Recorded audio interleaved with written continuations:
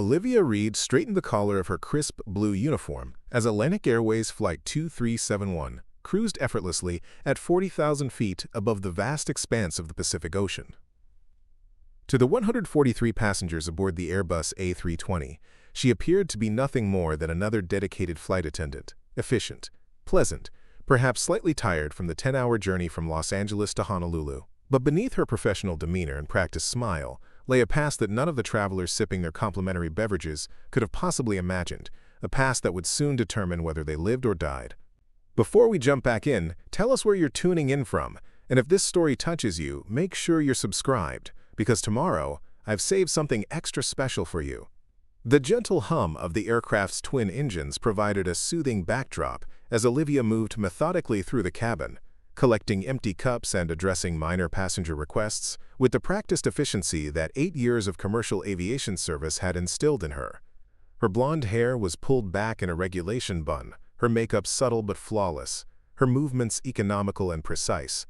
Everything about her projected calm competence, revealing nothing of the woman she used to be or the extraordinary skills she possessed that had nothing to do with serving drinks or demonstrating oxygen masks. "Excuse me, could I get another ginger ale?" A businessman in 14C held up his empty cup without looking up from his laptop. Olivia took it with a smile, noticing the spreadsheet of quarterly projections on his screen. Numbers, projections, business concerns that seemed so important in the normal world. How quickly such priorities could shift when the ordinary suddenly became extraordinary. "Of course, sir. I'll be right back with that." Her voice carried the warm, reassuring tone that passengers had come to expect from Atlantic Airways staff, a tone she had perfected through thousands of flight hours and countless passenger interactions. As Olivia made her way to the galley, she found herself unconsciously registering subtle details about the aircraft's behavior. The barely perceptible vibration change as they passed through a pocket of light turbulence, the slight adjustment in engine pitch during a routine altitude correction, the particular way the cabin pressure felt against her eardrums during minor course changes. These observations meant nothing to the average passenger or even to most flight attendants, but to Olivia, they spoke volumes. Senior flight attendant Marcus Donovan was organizing the beverage cart when she entered the galley. At 45, Marcus had the composed demeanor of someone who had seen everything the commercial aviation industry could throw at a flight crew. His salt and pepper hair and laugh lines spoke of experience, while his alert eyes missed nothing. He glanced up as Olivia approached. "14C wants another ginger ale," she said, reaching for a fresh cup and the can of soda. Marcus nodded, then lowered his voice. "Captain Reynolds just called. He wanted to know if we have any doctors on board." Olivia paused, her hand hovering over the beverage cart. "Medical emergency?" He didn't say. "Just asked me to discreetly check the passenger manifest for medical personnel." She felt a subtle shift in her awareness, the first stirring of the instincts that had once defined her professional life. That's unusual. They'd normally just make an announcement. "That's what I thought." Marcus's expression remained neutral, but Olivia caught the slight tightening around his eyes. "Could be nothing. Maybe First Officer Barrett has a headache." But they both knew that pilots didn't request medical assistance for headaches. Something was happening in the cockpit that the flight crew didn't want to announce to the cabin, something that required professional discretion and careful management. "I'll deliver this drink and then check the manifest," Olivia said, her mind already shifting from routine service to potential contingency planning. As she made her way back to 14C with the businessman's ginger ale, Olivia found herself scanning the cabin with new eyes, not as a flight attendant looking for service opportunities, but as someone assessing resources and potential challenges. The plane was at about 80% capacity with a typical mix of Hawaiian vacationers, business travelers, and island residents returning home. The passenger in 23F was wearing hospital scrubs under his jacket, possibly medical personnel. The woman in 9A had the focused alertness that Olivia associated with law enforcement or military. These details registered automatically, part of a situational awareness that had been ingrained through years of training long before she ever donned a flight attendant's uniform. 8 years ago, Olivia Reed had been Captain Olivia Reed, Air Force transport pilot, with over 3,000 flight hours in C-17 Globemasters and C-130 Hercules aircraft. She had flown missions into combat zones, executed precision airdrops to troops in remote locations, and navigated through conditions that would ground most commercial flights. Her superiors had marked her for advancement. Her colleagues had respected her judgment and skill. She had been on track for a distinguished military career until the incident that changed everything. During a humanitarian mission delivering critical medical supplies to a remote African village, weather conditions had deteriorated rapidly. Standard protocol demanded aborting the mission and returning to base. But Olivia had made a different calculation, weighing the deteriorating health crisis on the ground against the marginal increase in flight risk. She had proceeded with the drop, successfully delivering life-saving supplies to hundreds of civilians suffering from a cholera outbreak. The mission was hailed as a success by the humanitarian organizations involved, but she had directly violated orders from mission control. Despite the successful outcome and the lives saved, the Air Force had been unforgiving. The subsequent investigation focused not on the humanitarian impact, but on the chain of command violation. The ruling had been harsh and unequivocal: dishonorable discharge for insubordination and reckless endangerment of aircraft and crew. Captain Olivia Reed's promising military career had ended in disgrace, her pilot's license suspended, her identity as an aviator stripped away. Preparing and narrating this story took us a lot of time, so if you are enjoying it, subscribe to our channel. It means a lot to us. Now back to the story. Now she worked as a flight attendant for Atlantic Airways, a cruel irony that kept her in the aviation world she loved, while denying her access to the cockpit where she belonged. It was steady employment that utilized her knowledge of aircraft operations and passenger management, while keeping her perpetually reminded of what she had lost.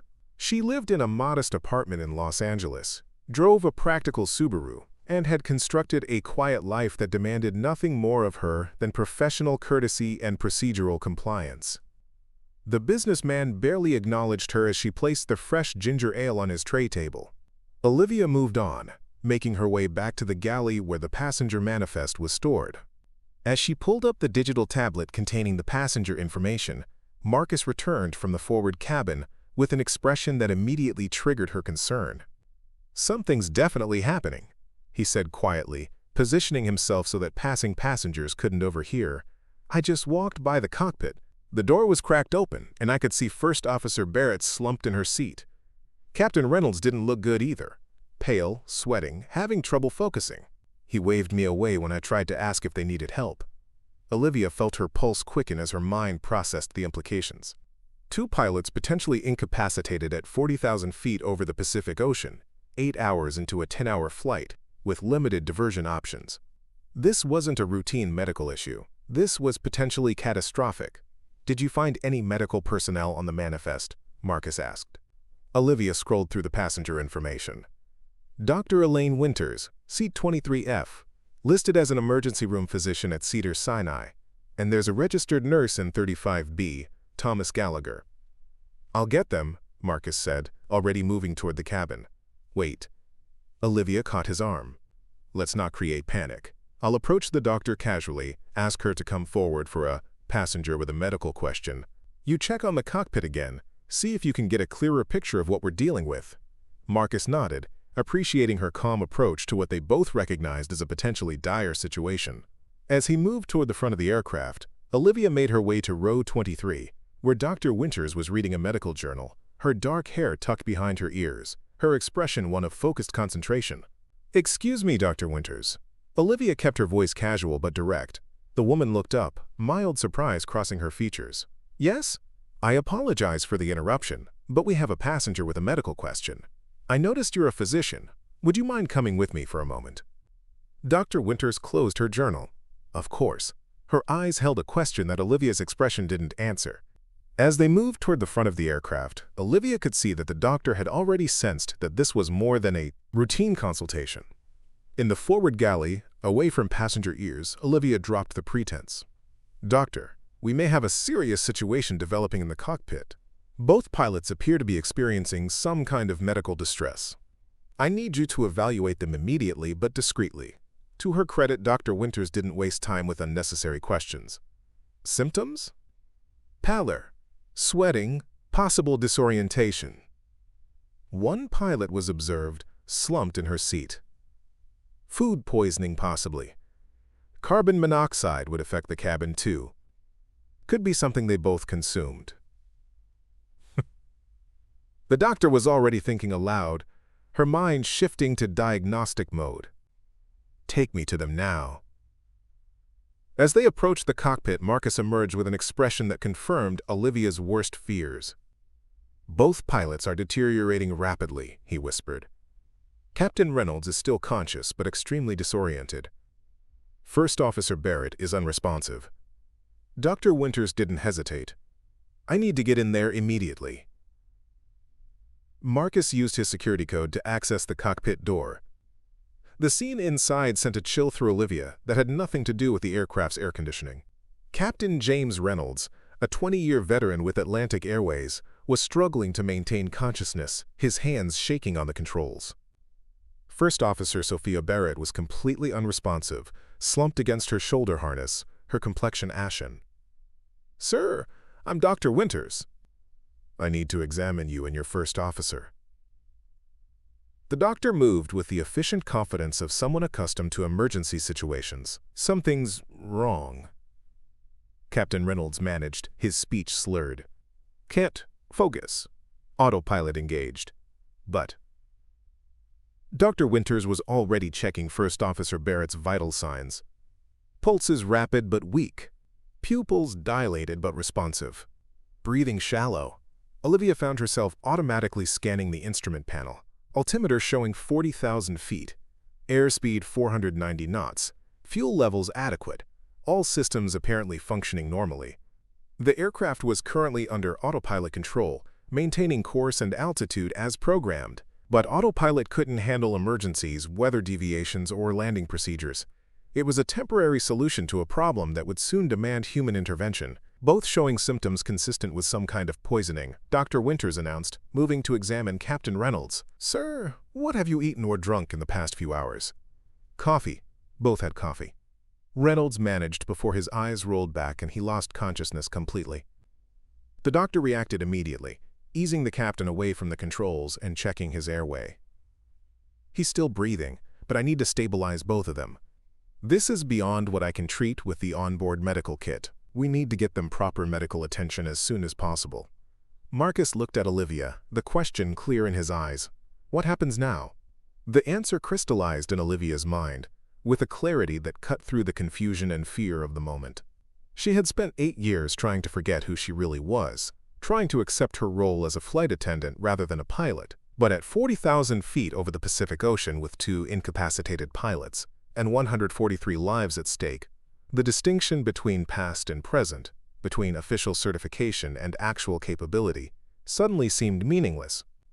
"Marcus," she said, her voice taking on a tone of command that he had never heard from her before, "I need you to move both pilots to the cabin. Dr. Winters, please continue monitoring their condition. I'm taking control of the aircraft." Marcus stared at her in shock. "Olivia, what are you talking about?" "I was an Air Force transport pilot for 12 years before joining Atlantic Airways. C-17s, C-130s, over 3,000 flight hours including emergency situations. I can fly this plane." Dr. Winters looked up from her patients, surprise evident on her face. "You're a pilot?" "Was," Olivia corrected, already moving toward the captain's seat. "Dishonorably discharged 8 years ago. But right now, that's not important. What matters is that I'm the only person on this aircraft with the training and experience to land it safely." Marcus stood frozen, processing this revelation about a colleague he thought he knew. The company has protocols for these situations. We're supposed to contact operations control, get guidance from ground-based pilots, and who's going to implement that guidance? Olivia asked, settling into the captain's seat and beginning to familiarize herself with the Airbus control layout. The autopilot can maintain course, but it can't handle approach and landing. Someone has to physically fly this plane, and I'm the only one on board who knows how. The logic was undeniable, but Marcus still hesitated. "Olivia, if you touch those controls without authorization, then I'll face the consequences later," she finished for him. "Right now, we have 143 passengers who need to get safely on the ground." That's all that matters. As the reality of their situation settled over the small cockpit, Olivia could see the moment when Marcus accepted the inevitable. With a short nod, he turned to help Dr. Winters move the unconscious pilots out of their seats and into the cabin, where they could receive continued medical attention. Alone in the cockpit, Olivia took a deep breath and placed her hands on the controls of a commercial airliner for the first time in her life. The Airbus A320 was significantly different from the military transport aircraft she had flown. Different systems, different handling characteristics, different emergency procedures. But the fundamental principles of flight remained the same, and her thousands of hours of pilot training began to surface through the layers of flight attendant routines that had covered them for 8 years. She studied the instrument panel, identifying primary flight displays, navigation systems, engine indicators, and communication controls. The autopilot was currently managing all flight functions, maintaining the programmed course toward Honolulu. But Olivia knew that automated systems were only as good as the humans who monitored and managed them. At some point, she would need to take manual control, especially for approach and landing procedures that would require real-time decision-making and precise control inputs. Marcus returned to the cockpit, his expression still reflecting disbelief at the turn of events. Dr. Winters has moved both pilots to the crew rest area. The nurse is helping her monitor them. "What do you need from me?" Olivia didn't look up from the instrument scan she was conducting. "I need you to contact Atlantic Airways Operations Control. Tell them exactly what's happening. Both pilots incapacitated, likely food poisoning from the coffee, and a former Air Force transport pilot currently at the controls." "Former pilot," Marcus repeated, the implications of her unauthorized assumption of command clearly troubling him. "Yes." Olivia met his gaze directly. "They need to know my background. Captain Olivia Reed, U.S. Air Force, dishonorably discharged for insubordination during a humanitarian mission to Sierra Leone in 2016. They'll want to know why I'm not currently certified. Tell them everything." "And then what?" "Then ask them to contact Honolulu Approach Control. We'll need priority landing clearance, emergency services standing by, and technical support for A320 approach and landing procedures." Her voice remained steady, her focus absolute. "And Marcus, I need you to manage the passengers. They don't need to know both pilots are unconscious, but they should be prepared for an emergency landing procedure." "What should I tell them?" "Medical emergency requiring expedited landing, technical difficulties requiring special approach procedures. Whatever will keep them calm while ensuring they're prepared to follow emergency instructions if necessary." As Marcus moved to the communication panel to contact Operations Control, Olivia continued her systematic assessment of the aircraft systems. The A320 was functioning normally, maintaining altitude and course with rock-solid stability. But that could change in an instant if they encountered unexpected weather, technical malfunctions, or any of the countless variables that made aviation an exercise in constant risk management. She found herself slipping back into the mindset that had defined her military career: the hypervigilant situational awareness, the continuous evaluation of options and contingencies, the absolute focus on the mission at hand. These were the qualities that had made her an exceptional pilot. They were also the qualities that had led to her downfall when mission parameters and direct orders had conflicted with her judgment about what was right. 8 years ago, Olivia had chosen to save lives on the ground at the risk of her aircraft and career. Now she faced a similar choice: assume unauthorized control of a commercial airliner or watch passively as 143 people potentially died while proper protocols were followed. Once again, she had chosen action over compliance, capability over certification, moral responsibility over institutional authority. The question now was whether her skills, honed in military transport aircraft and dormant for 8 years, would be sufficient to bring Flight 2371 safely to the flying ground. The lives of everyone on board would be the ultimate verdict on whether her decision had been an act of heroic necessity or reckless arrogance. Marcus's voice cut through her thoughts as he finished the communication with Operations Control. "They're contacting Honolulu now. They want to speak directly to you." Olivia took the radio handset, knowing that the next few minutes would determine whether she received the support she needed or faced active resistance from the very system she was trying to work within. When she spoke, her voice carried the calm authority that had once commanded military air crews through combat zones and natural disasters. "Atlantic Airways Operations. This is former Captain Olivia Reed on Flight 2371. I have assumed emergency control of the aircraft following incapacitation of both assigned pilots, requesting immediate technical support and priority landing clearance for Honolulu International. The voice that came back held the measured professionalism of someone trained to handle crisis situations, but Olivia could detect the underlying tension. Flight 2371. This is Operations Director Callahan. We're coordinating with Honolulu approach now. Can you verify your flight experience and current status of the aircraft? 12 years U.S. Air Force Transport Command, C-17 and C-130 qualified, 3,000+ flight hours, including combat and emergency operations. Aircraft is currently stable at 40,000 feet under autopilot control. All systems functioning normally. Both assigned pilots are unconscious but receiving medical attention. Dr. Elaine Winters, an ER physician aboard, has identified likely food poisoning from coffee consumed by both pilots. There was a pause that seemed to stretch forever then. Captain Reed, we're pulling your service record now. Can you confirm the circumstances of your discharge from the Air Force? The question was exactly what Olivia had expected. The system doing what systems always did, focusing on credentials and compliance, rather than current capabilities and immediate needs. But she had no time for resentment. The only thing that mattered was getting the support necessary to land 143 people safely. Dishonorable discharge for insubordination and endangering aircraft during a humanitarian mission to Sierra Leone. I violated direct orders to abort a medical supply drop during deteriorating weather conditions. The mission was successful, supplies were delivered, no aircraft damage occurred. The Air Force determined that the violation of command authority outweighed the humanitarian outcome.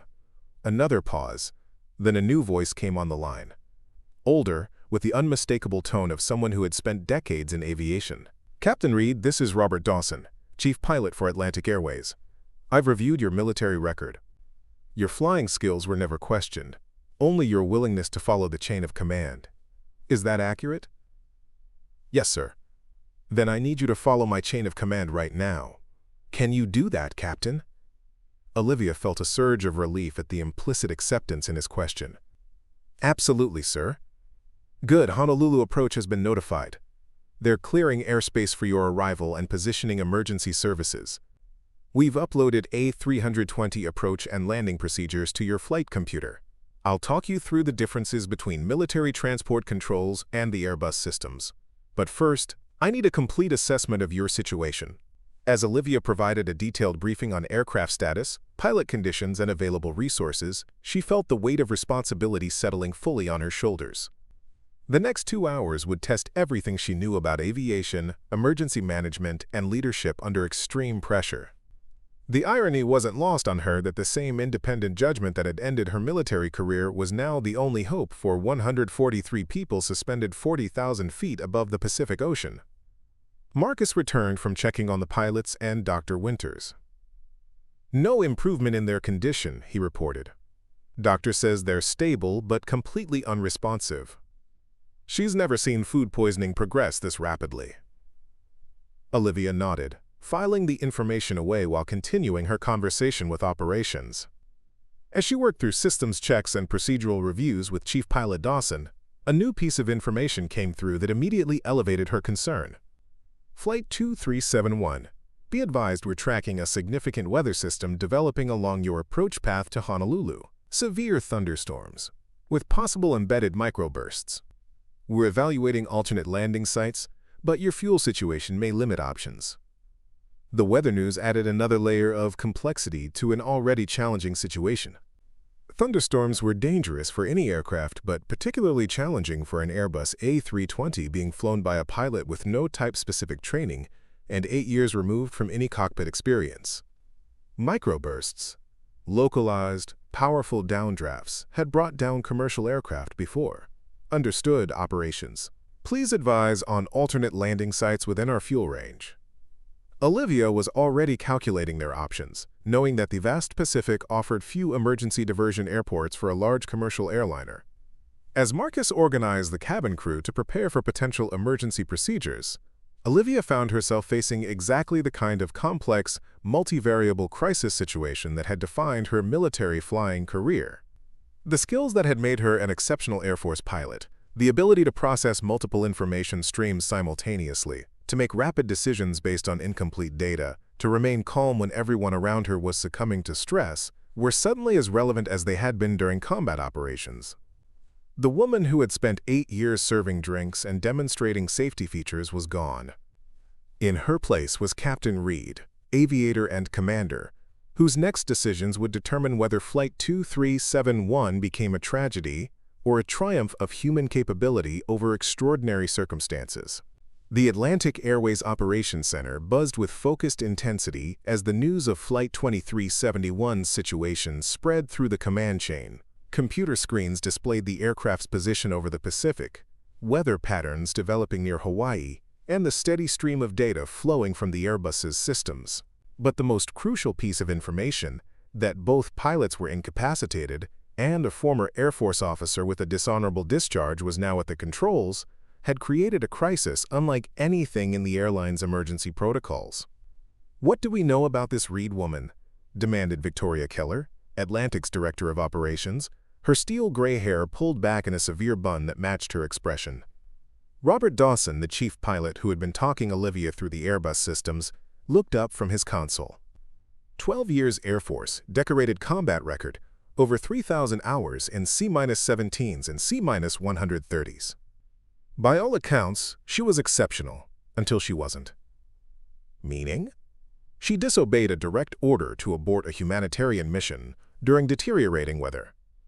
Flew a medical supply drop to a cholera-stricken village when mission control had explicitly denied clearance. Successful mission, no casualties or aircraft damage, but clear insubordination. And now she's flying one of our A320s with 143 passengers and crew. Without type certification, without commercial experience, and heading into a major storm system, Dawson confirmed. But she's also the only chance those people have. Keller's expression tightened. "You sound like you admire her." "I admire capable pilots," Dawson replied evenly. "And right now, capable is what matters, not credentials." Back in the cockpit of Flight 2371, Olivia was gradually familiarizing herself with the Airbus's flight management system, guided by Dawson's patient instructions through the radio. The aircraft remained on autopilot, but she was increasingly confident that she could take manual control when necessary. Marcus returned from checking on the pilots, his expression grim. "No change. Dr. Winters is still trying different treatments, but nothing's working." "What about the passengers?" Olivia asked, her eyes never leaving the instruments, nervous but under control. "I told them we're dealing with a medical emergency that requires us to land as soon as possible. Junior flight attendants are maintaining service routines to keep things looking normal." "Good. I need you to start preparing for potential emergency procedures. Brief the cabin crew on what to expect during a difficult approach and landing." Marcus hesitated. "How difficult are we talking?" Olivia finally looked up from the instruments, meeting his eyes directly. "Severe thunderstorms along our approach path, possible microbursts, and a pilot who's never flown this aircraft type before today. I'd say we're looking at the most challenging landing this plane has ever experienced." To his credit, Marcus didn't flinch. "I'll make sure everyone's ready." As he left the cockpit, Olivia returned her attention to the aircraft systems and the weather information being relayed from Honolulu. The developing storm was intensifying more rapidly than initially forecast, creating a wall of severe thunderstorm activity directly in their path. The Airbus had excellent weather radar, but navigating through such conditions required experience with the specific aircraft's handling characteristics, experience she simply didn't have. "Flight 2371 Honolulu approach," the radio crackled. "Weather system continuing to intensify. We're seeing level 5 thunderstorm activity with significant vertical development and possible embedded supercells. Recommend immediate course adjustment to heading 210 to attempt southern route around the system." Olivia acknowledged the instruction and began the process of reprogramming the flight management system for the new heading. The adjustment would take them on a longer approach path, burning additional fuel but potentially avoiding the worst of the storm activity. As she worked through the procedure, she became aware of a subtle change in the aircraft's engine sound, a slight irregularity in the pitch that most passengers would never notice, but that her trained ear immediately identified as potentially significant. She checked the engine instruments and saw what her hearing had already detected: a minor fluctuation in the right engine's parameters. Nothing critical yet, but definitely abnormal. She reported the observation to Operations Control. Flight 2371. Recommend reducing thrust on right engine to 87% and monitoring parameters. Came the response from Atlantic's engineering team. Could be minor fuel flow irregularity. System diagnostics showing no critical alerts. Olivia made the adjustment, feeling the asymmetric thrust subtly affecting the aircraft's handling even under autopilot control. It was another variable in an increasingly complex equation: weather deteriorating, unfamiliar aircraft, and now a potential engine issue. Marcus reappeared with a woman Olivia recognized as the passenger from 9A, whom she had earlier noted as having a law enforcement bearing. "This is Federal Air Marshal Jordan Reeves," Marcus explained. "I thought you should know we have official security presence on board." Marshal Reeves assessed Olivia with the practiced gaze of someone accustomed to rapidly evaluating people and situations. "Flight Attendant Donovan has briefed me on the situation. What can I do to help?" "Monitor the cabin for any security concerns," Olivia replied without hesitation. If passengers realize both pilots are incapacitated, panic becomes a possibility. "I need someone with authority managing that risk while I focus on flying." Reeves nodded, recognizing the clear command presence in Olivia's demeanor. "Who are you really?" she asked bluntly. "You don't talk like a flight attendant." "Captain Olivia Reed, former U.S. Air Force transport pilot. Currently employed as a flight attendant because my military discharge left me unable to obtain commercial pilot certification." The Air Marshal studied her for a moment longer. "Military bearing doesn't fade, does it?" "Even in a flight attendant uniform, no, it doesn't." "I'll handle the cabin security," Reeves stated simply, accepting Olivia's authority without further question. "Let me know if you need anything else." As the Air Marshal left to return to the passenger cabin, Olivia felt a momentary flash of recognition, the acknowledgement of competence over credentials, of actual capability over official authorization. It was a validation she hadn't experienced since her discharge. The radio interrupted her thoughts. Flight 2371, Honolulu approach. Southern route around storm system no longer viable. Weather has expanded more rapidly than forecast. All approach vectors now showing severe thunderstorm activity. Olivia processed this information with the calm detachment that high-risk flying had taught her. Honolulu approach, requesting alternate landing options within our fuel range. Stand by, 2371. We're calculating alternatives. The wait seemed interminable as Olivia continued monitoring the increasingly problematic right engine and the navigation display that showed their position relative to the massive storm system developing around the Hawaiian Islands. When Honolulu approach finally responded, the news wasn't good. Flight 2371, nearest viable alternate is Hilo International on the Big Island, but weather patterns indicate storm system will reach there before your arrival. Midway Island has clear weather but exceeds your fuel range. Maui showing level 4 thunderstorm activity but potentially navigable corridors. Recommend a diversion to Kahului Airport, Maui. Chief Pilot Dawson's voice joined the conversation. From Operations Control. "Captain Reed, we've run the fuel calculations. Maui is within range but with minimal reserves. The approach will require threading between storm cells with significant wind shear potential." Olivia weighed the options with the rapid, comprehensive risk assessment that combat flying had ingrained in her. Continuing to Honolulu meant facing the worst of the storm system. Attempting to reach Hilo meant potentially arriving just as the storms did. Maui offered the best compromise, challenging but potentially survivable approach conditions with adequate runway length for the A320. Operations will divert to Maui, she decided. Request continuous weather updates and approach guidance. As she reprogrammed the flight management system for the new destination, Marcus returned with more concerning news. Right engine parameters continuing to degrade, he reported, now fully functioning as her flight officer. Atlantic Engineering is getting sporadic fault codes they can't clearly interpret. Olivia nodded, adding this information to her constantly updating mental model of their situation. A deteriorating engine, severe weather ahead, unfamiliar aircraft, and no certified pilots able to share the workload. The challenges were mounting by the minute, testing the limits of her capabilities and experience. We need to begin descent within the next 15 minutes to maintain optimal approach profile for Maui, she told Marcus. Brief the cabin crew now. Full emergency protocol. Passengers need to know we're diverting due to weather and potential mechanical issues. What about the pilots?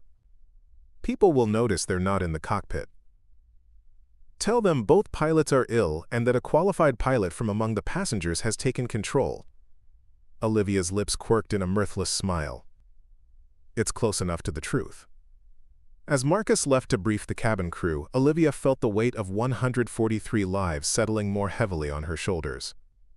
The next hour would test everything she had ever learned about aviation, emergency management, and leadership under crisis conditions. It would also determine whether her decision to take control, an act that could potentially end with criminal charges regardless of the outcome, had been the right one. Dr. Winters appeared at the cockpit door, her medical kit in hand and exhaustion evident in her posture. No change in the pilots, she reported. I've tried everything in the emergency medical kit.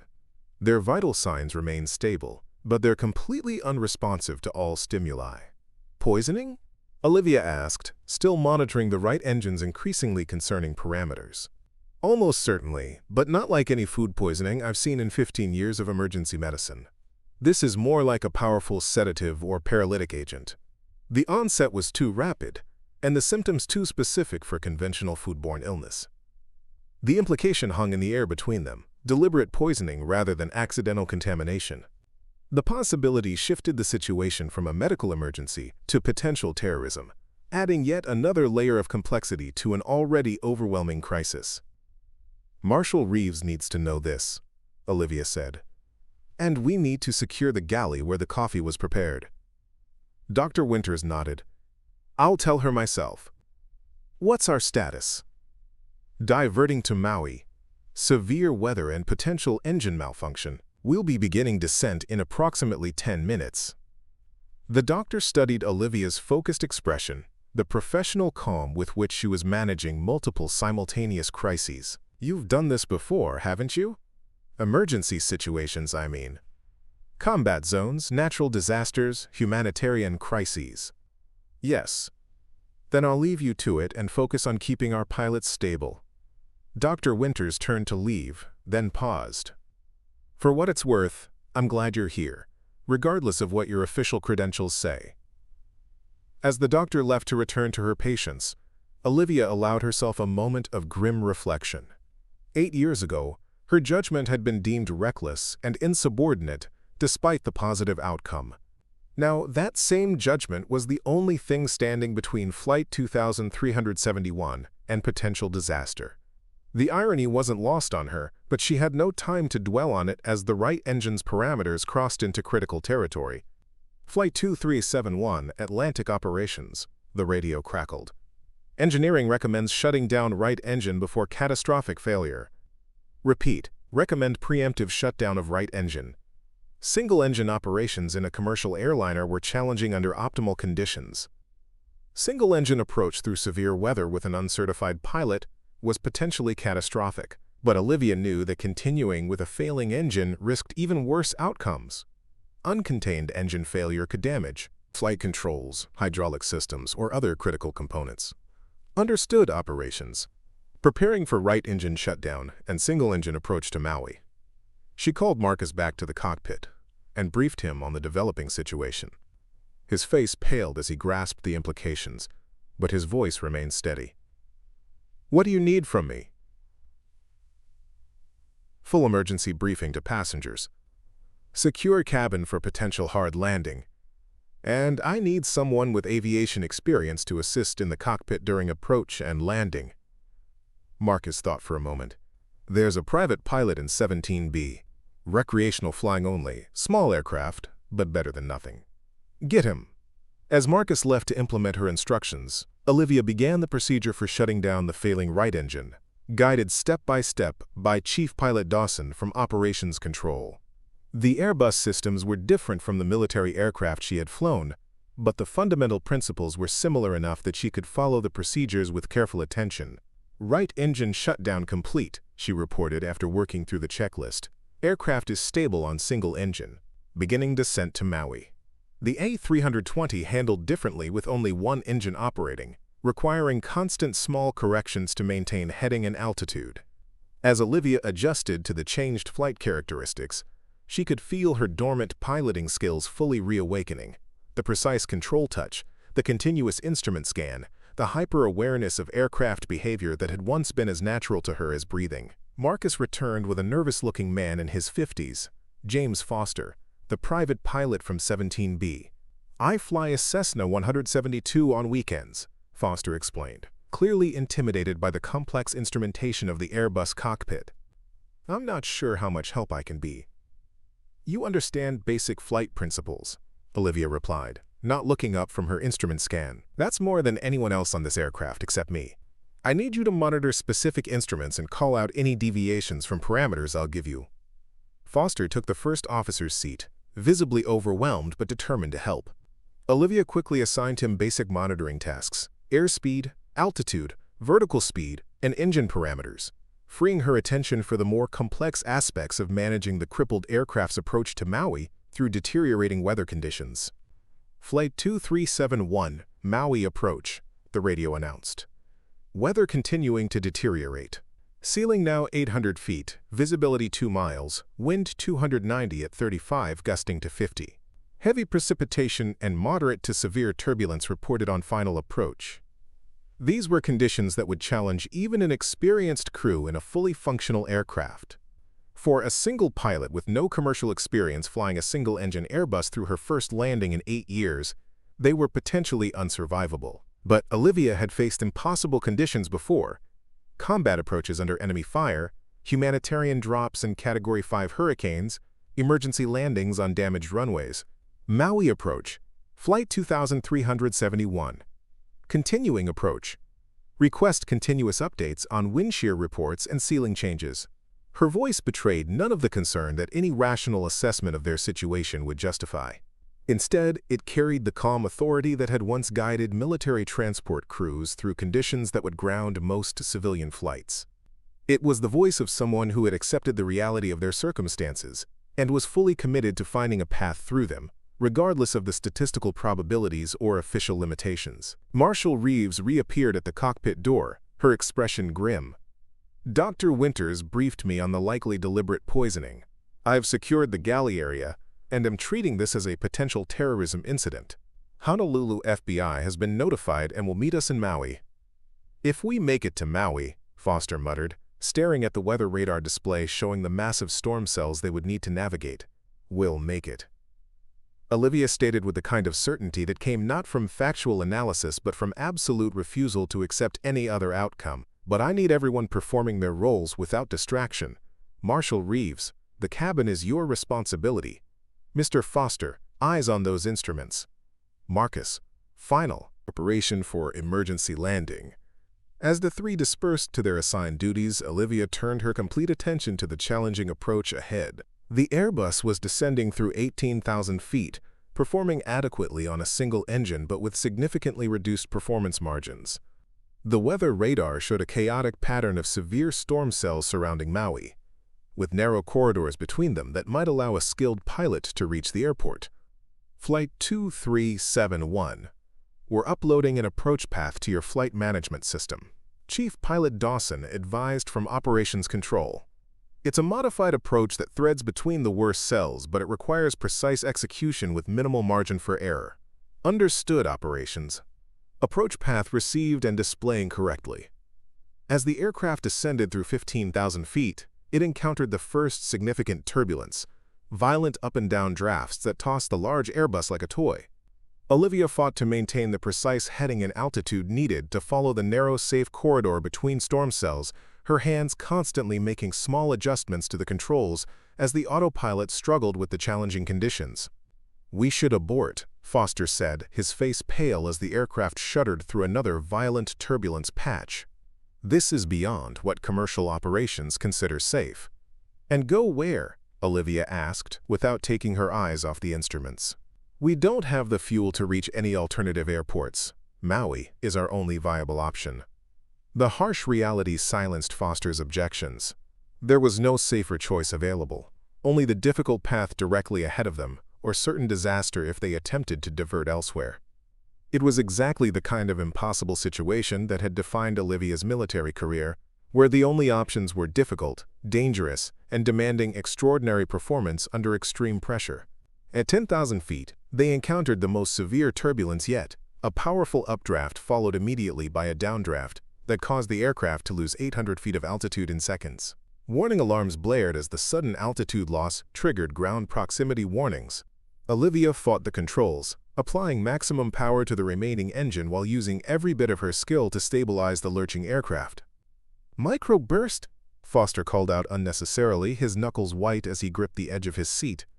Olivia didn't respond, all her attention focused on the critical task of recovering from the dangerous wind shear condition that had brought down other aircraft in the past. The Airbus slowly responded to her control inputs, gradually arresting the dangerous descent and beginning to climb back to the assigned approach altitude. Flight 2371, Maui approach. We observed significant altitude deviation. Confirm status. Maui approach. Flight 2371. Encountered severe microburst. Aircraft now recovering to assigned altitude. Continuing approach. The matter-of-fact tone belied the near disaster they had just experienced and the extraordinary piloting skill that had prevented it from becoming catastrophic. In the passenger cabin, terrified travelers had screamed as the violent motion threw unsecured items around the cabin. But in the cockpit, Olivia maintained the focused calm that had allowed her to fly through combat zones while surface-to-air missiles tracked her aircraft. At 8,000 feet, they broke through a layer of clouds into a momentary clear area that allowed them to see the island of Maui ahead.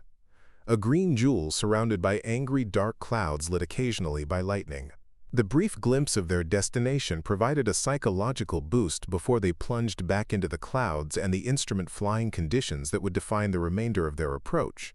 Flight 2371, be advised we're showing significant wind shear on final approach, Maui Control warned. Last aircraft reported 30-knot airspeed fluctuations and severe turbulence on short final. Olivia acknowledged the information while continuing to hand-fly the aircraft through the challenging conditions. The single-engine configuration made the Airbus sluggish and less responsive, requiring her to anticipate control needs seconds in advance of when they would be required. It was a constant battle against physics, weather, and mechanical limitations that demanded every bit of skill and concentration she possessed. At 5,000 feet, another warning light illuminated on the instrument panel, a hydraulic pressure irregularity in one of the backup systems. Not critical yet, but another degradation in their already compromised aircraft systems that further reduced their safety margins. "How bad is it?" Foster asked, noticing the new warning indicator. "Not good," Olivia replied honestly, "but not immediately catastrophic. Primary hydraulics still functioning normally. We can complete the approach." The calm certainty in her voice seemed to reassure Foster, though the reality of their situation justified much greater concern. They were attempting to land a single-engine aircraft with degrading hydraulics through severe weather conditions at an unfamiliar airport with an uncertified pilot at the controls.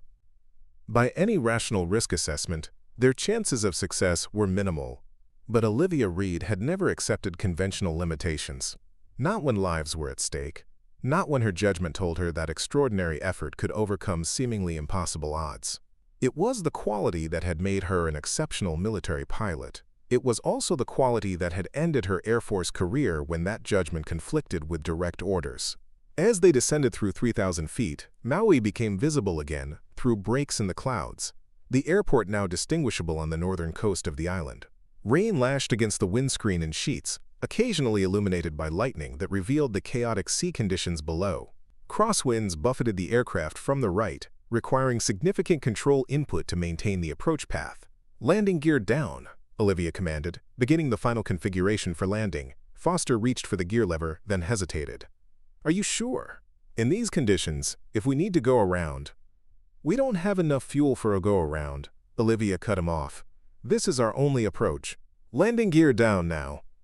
The private pilot complied, lowering the landing gear while watching anxiously as Olivia continued fighting the controls to keep the Airbus on the precarious approach path. The aircraft shuddered as the extended gear created additional drag, further challenging the single engine's ability to maintain proper airspeed and altitude.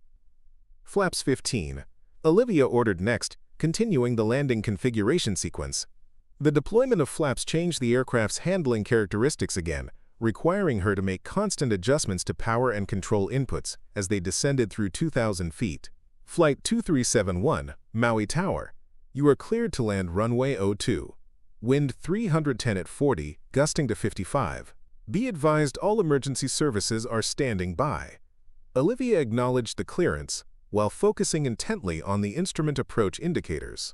They were now less than 5 miles from touchdown, descending through severe turbulence and rain so heavy it reduced visibility to near zero between windshield wiper sweeps. Only the instrument guidance kept them aligned with a runway they could barely see. 1,000 feet, Foster called out, monitoring their altitude as Olivia had instructed him. Airspeed fluctuating between 145 and 160 knots. The airspeed variations indicated the severity of the wind shear conditions they were encountering. Invisible air currents that could suddenly rob the aircraft of lift or push it dangerously off course. Olivia compensated with continuous power adjustments, fighting to maintain the critical approach speed that would keep them safely above stall conditions while positioning them for landing. 500 feet, Foster continued, runway in sight intermittently. Through the rain-streaked windscreen, Olivia could now see flashes of the runway approach lights, brief glimpses of civilization in a chaotic environment of wind and water. The Airbus lurched violently as another microburst hit them, dropping them 30 feet in an instant and setting off proximity warnings again. With absolute focus, Olivia applied maximum power to the remaining engine, feeling the aircraft slowly respond as it fought against the powerful downdraft. For several terrifying seconds, they continued descending faster than intended, the ground proximity warning system calling out altitudes in an increasingly urgent automated voice. Pull up, pull up. Fighting against both the weather and the limitations of single-engine performance, Olivia held steady on the controls, applying the precise amount of back pressure needed to arrest their excessive descent rate without stalling the aircraft. It was the kind of precise control touch that came from thousands of hours of flight experience, a skill that transcended specific aircraft types or certifications. 300 feet, Foster called, his voice tight with tension. Descent rate stabilizing. The runway was now more clearly visible through the rain, a strip of concrete illuminated by approach lights that represented their only chance for survival. Olivia continued adjusting power and controls, compensating for the gusting crosswind that threatened to push them off the runway centerline. 200 feet, right drift. She corrected with left rudder, aligning the aircraft with the runway while simultaneously managing airspeed, descent rate, and engine power. It was a multi-dimensional problem requiring continuous adjustment across multiple control axes, the kind of complex aviation challenge that separated truly skilled pilots from those who merely followed procedures. 100 feet, on centerline. Airspeed 148 knots. The ground was rushing up to meet them now, the runway threshold passing beneath as Olivia began the landing flare, the delicate pitch-up maneuver that would transition them from flight to ground contact. In the cabin behind them, 143 passengers and crew held their breath as the crippled Airbus approached the critical moment of touchdown. 50 feet, 40, 30. Everything that Olivia Reed had ever learned about flying, every hour of training, every combat mission, every emergency she had ever managed, was focused on the next few seconds. The dishonorable discharge, the 8 years as a flight attendant, the institutional rejection of her judgment, none of it mattered now. All that mattered was the precise sequence of control inputs that would bring Flight 2371 safely to Earth against all statistical probability. 20. 10. The main landing gear struck the runway with a firm but controlled impact, sending a shudder through the aircraft structure as decades of engineering design absorbed the forces of a 70-ton aircraft rejoining the Earth. Sheets of water sprayed from the tires as they spun up on the rain-soaked runway. The nose gear followed a moment later, completing the transition from flight to ground operations that pilots typically measure as the dividing line between success and failure. But Olivia knew that touchdown was only the beginning of their challenge. The Airbus was still traveling at over 130 knots down a slick runway with gusting crosswinds pushing against its massive vertical stabilizer. The single operating engine created asymmetric thrust that wanted to turn the aircraft off the centerline. Successful landing meant maintaining precise directional control until they slowed to a safe taxi speed. Thrust reversers, she commanded, deploying the system that would help slow the aircraft. Reversers deployed on functioning engine, quote, Foster confirmed, watching the indicators. Speed 120 knots. Olivia applied steady brake pressure, feeling the anti-skid system pulsing beneath her feet as it worked to maintain maximum braking effectiveness without locking the wheels on the wet surface. The runway centerline flashed beneath them in a hypnotic rhythm, each stripe representing another few meters of deceleration toward safety. 100 knots. 80 knots. Still on centerline. Foster called out, monitoring their deceleration progress. The gusting crosswind made one final attempt to push them off course, catching the tail of the Airbus and trying to weathervane it into the wind. Olivia countered with precise rudder input, maintaining their track down the runway centerline despite the challenging conditions. 60 knots. 40 knots. Deceleration, normal. As their speed dropped below the critical threshold where aerodynamic control surfaces lose effectiveness, Olivia transitioned to nose-wheel steering, guiding the massive aircraft toward the taxiway where emergency vehicles were already positioned with flashing lights illuminating the rain-swept airport. Flight 2371, Maui Tower. Confirm status after landing. Maui Tower, Flight 2371. Olivia responded, her voice steady despite the adrenaline still coursing through her system. Aircraft is safely on the ground, taxiing to emergency position with single-engine operation. Request immediate medical assistance for 2 incapacitated pilots. Possible intentional poisoning. As she guided the Airbus toward the designated emergency parking position, the magnitude of what they had just accomplished began to register. A commercial airliner with incapacitated pilots, single-engine operation, severe weather, and an uncertified pilot at the controls had just completed a successful emergency landing, an outcome that aviation experts would later describe as statistically improbable to the point of miraculous. The aircraft came to a final stop at the position indicated by ground marshalers. Olivia completed the engine shutdown checklist with Foster's assistance, systematically working through the procedures to secure the aircraft systems. Only when the final items were complete did she allow herself a moment to process what had happened. "We did it," Foster said, his voice filled with disbelief and relief. "You actually landed this thing." "We're not done yet," Olivia replied, unbuckling her harness and standing. "We have poisoned pilots who need immediate medical attention and 143 people who need to be safely evacuated." As they exited the cockpit, the scene in the cabin told its own story of the ordeal they had just experienced. Oxygen masks hung from several overhead compartments that had popped open during the turbulence. Personal items were scattered throughout the cabin. Passengers sat white-knuckled in their seats, many still gripping the armrests as if the aircraft might suddenly take flight again. Marcus approached from the mid-cabin, his uniform disheveled but his composure intact. "Cabin secure. Minor injuries only, a few bumps and bruises from the turbulence. Emergency services are boarding now for the pilots." The aircraft door was already open, and paramedics were rushing up the jetway with emergency medical equipment. Dr. Winters met them at the forward cabin area, immediately briefing them on the pilots, conditions, and the treatments she had already administered. Marshal Reeves was securing the galley area where the coffee had been prepared, preserving potential evidence for the FBI team that would soon arrive. Olivia stood in the center of this organized chaos, still in her flight attendant uniform, but radiating the unmistakable authority of a command pilot. Passengers who had known her only as the woman who served their drinks now looked at her with newfound recognition and respect, the transformation from service provider to life-saving aviator as complete as it was unexpected. Airport security personnel approached, led by a tall woman with the bearing of someone accustomed to managing crisis situations. "Captain," she addressed Olivia directly, recognizing the reality rather than the official designation. "I'm Diana Valdez, Maui Airport Security Director. We need to begin passenger evacuation and secure this aircraft as a potential crime scene." "The pilots are the priority," Olivia stated firmly. "Then passengers with medical needs, then general evacuation." Valdez nodded, accepting the hierarchy without question. "FBI counterterrorism unit is en route from Honolulu. They'll want to debrief you immediately." "I understand." As the paramedics carefully moved the still unconscious pilots onto gurneys, Olivia supervised the beginning of passenger evacuation. Despite the chaos of the emergency landing and the continuing storm outside, people moved with surprising order, the shared experience of survival creating a momentary community united by collective relief and gratitude.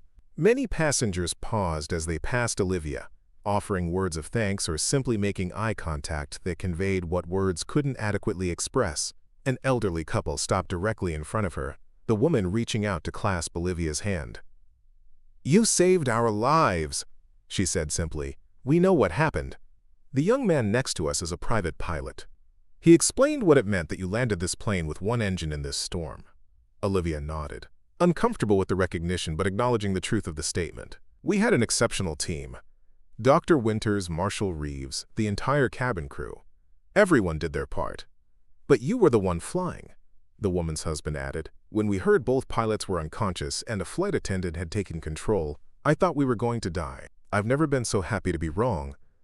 As the last passengers disembarked and were escorted to the terminal where they would be processed by both medical personnel and FBI agents, Olivia found herself standing in the empty aircraft with Marcus and Marshal Reeves, the reality of what had transpired finally settling over them in the strange quiet that follows extreme crisis situations.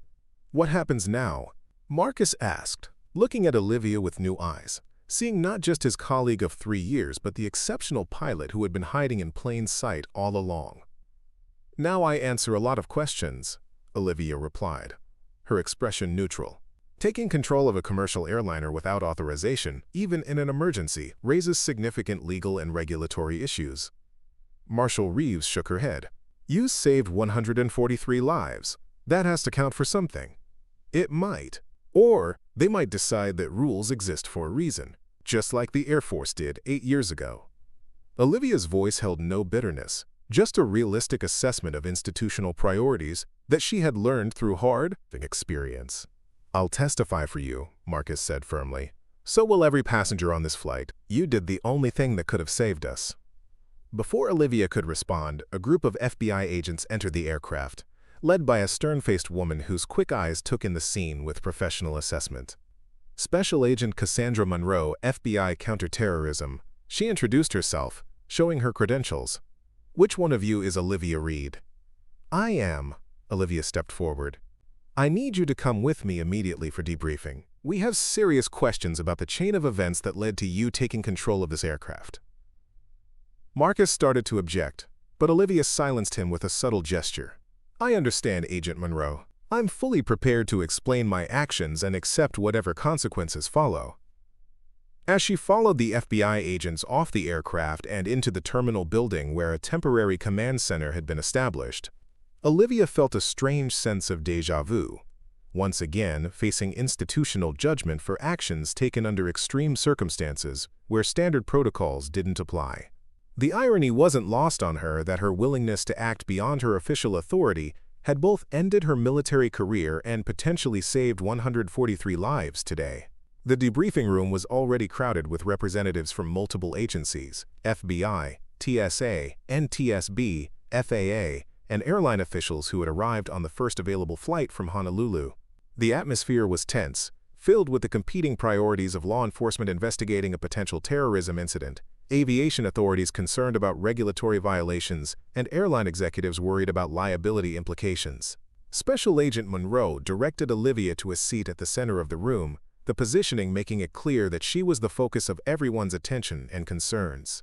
"Ms. Reed," Monroe began, emphasizing the civilian address rather than the military rank Olivia had once held. "Please explain, in your own words, the sequence of events that led to you taking control of Atlantic Airways Flight 2371. For the next hour, Olivia provided a detailed chronological account of everything that had happened. The first signs of trouble with the pilots, Dr. Winters, assessment of their condition, the deteriorating weather situation, the engine failure, and ultimately the decision to assume control of the aircraft when no better options existed. She spoke with the precise, factual delivery that had characterized her military briefings, offering neither justification nor apology for her actions. When she finished, the room remained silent for several moments, the various officials exchanging glances that reflected their institutional perspectives. It was Robert Dawson, Atlantic Airways, chief pilot who had guided her through the Airbus systems, who spoke first.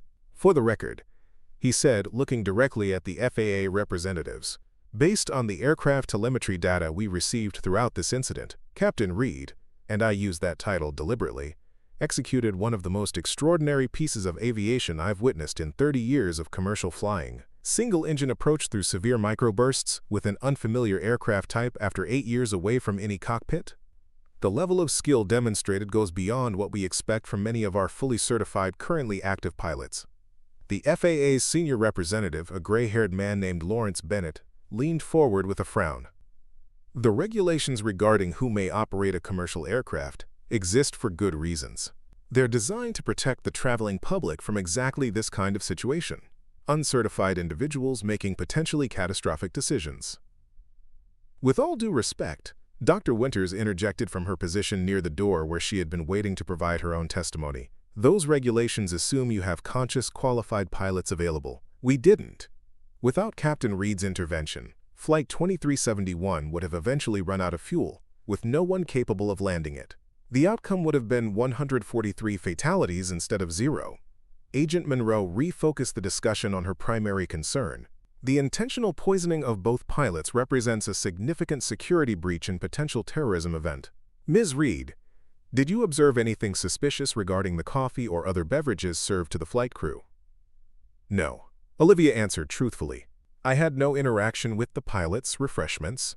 My first awareness of any issue was when Senior Flight Attendant Donovan informed me that Captain Reynolds had requested medical personnel.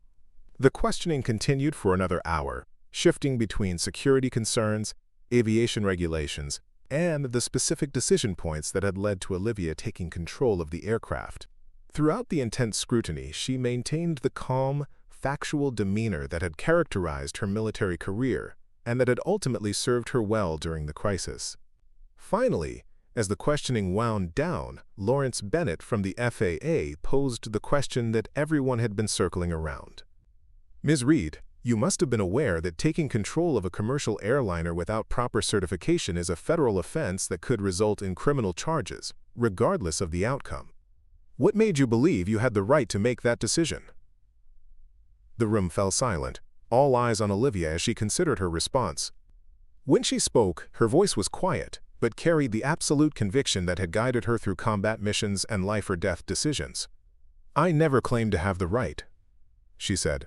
I had the responsibility. When you're the only person with the skills to prevent 143 deaths, proper certification becomes irrelevant. The question isn't whether I had the right to take control, it's whether I had the right to stand by and watch people die when I could have prevented it. Before Bennett could respond, the door opened and a new figure entered the room, a tall, distinguished African-American man in his 60s, wearing the uniform of an FAA administrator with 4 stars on his shoulder boards. Everyone in the room immediately stood, recognizing Gerald Harrington, the Federal Aviation Administration's highest-ranking official. Administrator Harrington, Bennett said, surprise evident in his voice. We weren't expecting you, sir. This situation warranted my personal attention, Harrington replied, his deep voice filling the room. His gaze settled on Olivia, studying her with the experienced assessment of someone who had spent decades in aviation leadership. You must be Olivia Reed. Yes, sir, she responded automatically, the military deference ingrained despite her civilian status. I reviewed the preliminary flight data during my trip from Washington, Harrington continued. I also spoke with Robert Dawson about the specifics of your approach and landing. Before we continue this discussion about regulations and certifications, I think there's something everyone in this room needs to understand. He turned to address the assembled officials. I've been flying for 45 years, including combat tours in the First Gulf War. What Ms. Reed accomplished today should have been impossible. A single-engine approach through severe microbursts in an unfamiliar aircraft type would challenge our most experienced test pilots. The fact that she executed it successfully after 8 years away from any cockpit represents a level of innate flying ability that transcends normal certification metrics. Harrington turned back to Olivia. The FAA exists to ensure aviation safety through standardized training and certification. But occasionally, we encounter situations that fall outside our regulatory framework, where extraordinary circumstances require extraordinary responses. Your case appears to be one of those situations. For the first time since the crisis began, Olivia felt a flicker of hope that her actions might be understood within their proper context rather than merely judged against regulatory standards. But she had learned through bitter experience not to expect institutional flexibility, especially when rules had been broken, regardless of the outcome. I appreciate your perspective, Administrator, she said carefully. But I understand that my actions have serious regulatory implications, regardless of the circumstances or results. Harrington smiled slightly. Indeed they do. And those implications will need to be addressed through proper channels. But before we focus on regulatory consequences, I believe we should acknowledge the more immediate reality that 143 people are alive today because you were on that aircraft and willing to use your skills when they were needed most. The acknowledgement from aviation's highest authority shifted the atmosphere in the room perceptibly. Even Lawrence Bennett's stern expression softened slightly, as the human reality of the situation temporarily overshadowed regulatory concerns. Special Agent? Monroe redirected the conversation to her investigation. Administrator, while I appreciate the aviation perspective, we're still investigating a potential terrorism incident involving the deliberate poisoning of flight crew members. Our immediate priority is identifying who had access to the pilots, coffee, and what substance was used. Of course, Harrington nodded. And Ms. Reed's testimony will be valuable for that investigation as well. But I wanted to ensure that everyone involved understands the extraordinary nature of the aviation component of this incident before proceeding with standard protocols. As the meeting continued, focusing now on the security investigation rather than Olivia's regulatory violations, Marcus Donovan was called in to provide his testimony about the sequence of events. When he described the moment when Olivia had revealed her military background and assumed control of the aircraft, his voice carried unmistakable admiration. She didn't hesitate, he told the assembled officials. There was no grandstanding, no drama, just immediate competent action when it was needed most. Every life on that aircraft, including mine, exists right now because she was willing to step forward when traditional authority failed. Dr. Winters provided clinical testimony about the pilots, symptoms, and her efforts to treat them, confirming her belief that they had been deliberately poisoned with a sophisticated sedative that would have been undetectable in the coffee. This wasn't amateur hour, she concluded. Whoever did this knew exactly what they were doing and had access to controlled substances that aren't readily available to the public. As the various testimonies continued, a narrative began to emerge, not just of the emergency landing that had saved 143 lives, but of a potential security breach with implications far beyond a single flight. The focus gradually shifted from Olivia's regulatory violations to the more pressing question of who had poisoned the pilots and why. 3 hours into the debriefing, a TSA agent entered with news that would dramatically reshape the investigation. "We've identified a suspect," he announced. "Airport security cameras at LAX show a ground crew member tampering with the pilots' coffee thermoses during pre-flight preparations. We've identified him as Michael Levin, a recently hired contractor with Atlantic Airways catering service." Agent Monroe immediately refocused. "Do we have him in custody?" "No, ma'am. He didn't report for his shift today. Local law enforcement is en route to his residence now." As the counterterrorism team shifted into high gear, coordinating with Los Angeles authorities to locate and apprehend the suspect, Administrator Harrington approached Olivia during a brief break in the proceedings. "Ms. Reed," he said quietly, "while the security investigation proceeds, we need to address your situation. What you did today exists in a gray area of our regulations. Technically a violation, but clearly justified by extraordinary circumstances." "I understand, sir," Olivia replied, prepared for whatever consequences might follow. "I made the decision knowing it could end with criminal charges, regardless of the outcome."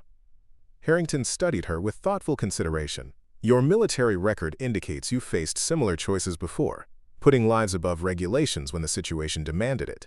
"Yes, sir. That choice ended my Air Force career.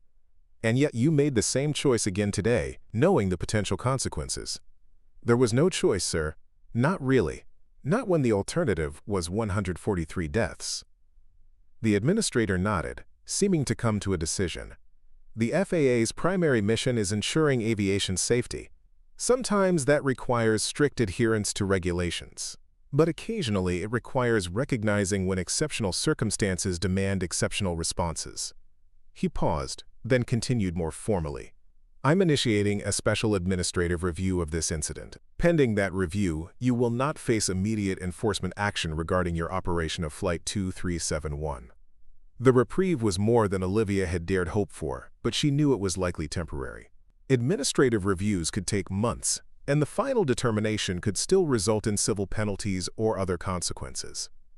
But for now, it meant she wasn't facing immediate arrest or charges, a significant improvement over the outcome she had anticipated when making the decision to take control of the aircraft. As the debriefing resumed, focusing now on security protocols and the hunt for Michael Levine, Olivia found herself in the strange position of transitioning from potential regulatory violator to valuable witness in a terrorism investigation. The shift was representative of the day's events, circumstances forcing institutional systems to adapt to realities that didn't fit neatly into established categories or procedures. By evening, news of Flight 2371's extraordinary emergency landing had spread throughout the aviation community and beyond. Media representatives gathered outside the airport, seeking information about the flight attendant who had reportedly landed a crippled airliner in severe weather conditions. Atlantic Airways executives arrived from the mainland, bringing with them corporate attorneys and public relations specialists trying to manage a situation that had no precedent in the airline's operational history. Through it all, Olivia maintained the professional composure that had defined both her military service and her commercial aviation career. She provided detailed information to investigators, precise technical descriptions to aviation authorities, and clear accounts of her decision-making process to airline executives. What she didn't provide was emotional display or self-justification. Her actions spoke for themselves, and she saw no need to either apologize for or defend them beyond factual explanation. As the formal debriefing concluded late that night, Robert Dawson approached her in the nearly empty conference room. "The passengers from 2371 have been asking about you," he said. "They've been moved to a hotel in Kahului until we can arrange alternate transportation to Honolulu, but many of them have expressed a desire to thank you personally." "That's not necessary," Olivia replied, the emotional weight of the day finally beginning to show in the subtle fatigue around her eyes. "I was just doing what needed to be done." "Perhaps. But for them it was the difference between life and death. That creates a connection that deserves acknowledgement." Dawson hesitated, then added, "The company's CEO would like to meet with you tomorrow morning. I can't predict exactly what he'll say, but I know he's been deeply affected by the preliminary reports of what you accomplished today." Olivia nodded, too exhausted to speculate about what Atlantic Airways' corporate response might be. After 8 years as a flight attendant following her dishonorable discharge, she had learned not to expect institutional validation or recognition. Today's events might change her professional circumstances, for better or worse, but the fundamental reality remained the same. She had done what her conscience and capabilities demanded, regardless of rules or potential consequences. As she prepared to leave for the hotel where the airline had arranged accommodations, Agent Monroe approached with one final question. "The suspect, Michael Levine, has been apprehended in Los Angeles. Initial investigation suggests he may have connections to a domestic extremist group targeting commercial aviation. Did you notice anything unusual about the ground crew operations before departure?" "Nothing specific," Olivia answered honestly. "My focus was on cabin preparation and passenger service, not ground operations." Monroe nodded, making a note in her file. "We'll need you to remain available for additional questioning as the investigation proceeds. But for now, get some rest. What you did today," she paused, seeming to search for the right words, "it was extraordinary. Whatever happens with the regulatory review, you should know that." Coming from a federal agent who had spent hours questioning her about potential violations, the acknowledgement carried particular weight. Olivia simply nodded, accepting the comment without elaboration. As she finally left the airport terminal and stepped into the hotel shuttle, the tropical rain had stopped, replaced by the clear night sky of Hawaii, revealed between scattered clouds. Stars shone with the particular brightness that follows storm systems, their light seeming more intense against the recent darkness. Tomorrow would bring new challenges: corporate meetings, continued investigation, media attention, and eventually the regulatory determination that would decide her professional future. But for tonight, the simple fact remained that 143 people were alive who might otherwise have perished. Whatever price she might ultimately pay for her actions, that reality made the decision worth every potential consequence. In her hotel room, Olivia stood at the window looking out at the distant lights of aircraft taking off and landing at Kahului Airport, each one representing hundreds of lives entrusted to aviation systems and the people who operated them. 8 years ago, her military career had ended because she had trusted her own judgment over orders when lives were at stake. Today, she had made the same choice for the same reason, accepting whatever might follow because the alternative was unthinkable. The question now was whether the systems and institutions involved would respond differently this time, whether the undeniable outcome of 143 lives saved would outweigh the regulatory violations that had made that outcome possible. As Olivia finally allowed exhaustion to overcome her, falling into the dreamless sleep of someone who has extended themselves to their absolute limits, that question remained unanswered. An uncertainty that would shape not just her future, but potentially the way aviation approached the complex relationship between human judgment and institutional rules when extraordinary circumstances demanded extraordinary responses. The morning sun streamed through the hotel window, casting golden light across the room where Olivia Reed stood, facing her reflection in the mirror. She was still wearing her Atlantic Airways uniform, the crisp blue fabric now wrinkled after the extraordinary events of the previous day. The woman looking back at her seemed somehow different, as if the act of returning to the cockpit had restored something that 8 years of civilian life had gradually buried beneath layers of resignation and routine. A knock at the door interrupted her thoughts. A hotel staff member delivered a package containing a fresh uniform and a note from Atlantic Airways corporate office confirming her 9 a.m. meeting with CEO Richard Blackwell. The company had arranged for a car to transport her to their regional headquarters in downtown Honolulu. As Olivia showered and changed into the fresh uniform, her mind returned to the cockpit of Flight 2371. The feel of the controls in her hands, the rapid-fire decision-making required to navigate through microbursts and engine failure, the absolute focus that had narrowed her world to the single task of bringing the aircraft safely to Earth. Despite the danger and the enormous responsibility, those hours had been the most authentic she had felt since her last flight as an Air Force pilot. The drive to Atlantic Airways offices took her along the coast road where palm trees swayed in the gentle morning breeze, a stark contrast to the violent storm that had challenged her landing less than 24 hours earlier. Local news vans were already gathered outside the building, reporters eager for details about the flight attendant who had landed a crippled airliner during near-impossible conditions. Olivia was escorted through a side entrance to avoid the media attention, then led to a conference room on the top floor where a group was already assembled. Richard Blackwell, Atlantic's CEO, stood as she entered, a trim man in his 50s whose tailored suit and carefully maintained appearance projected corporate authority. Beside him sat Evelyn Porter, the airline's chief legal counsel, her expression unreadable as she studied Olivia with professional assessment. Administrator Harrington from the FAA was present, as was Robert Dawson, the chief pilot who had guided her through the Airbus systems during the emergency. The presence of such high-ranking officials suggested that this meeting would determine far more than just Olivia's employment status with Atlantic Airways. "Ms. Reed," Blackwell began, gesturing for her to take a seat at the table. "First, let me express my personal gratitude for your actions yesterday. Our preliminary analysis indicates that without your intervention, Flight 2371 would have ended with catastrophic loss of life." The acknowledgement was delivered with corporate precision, appreciative but careful, likely vetted by legal counsel to avoid implications of liability or regulatory complications. "Thank you, sir," Olivia replied simply. However, Blackwell continued, glancing briefly at Porter. "Your actions also created a complex situation from regulatory, legal, and corporate policy perspectives.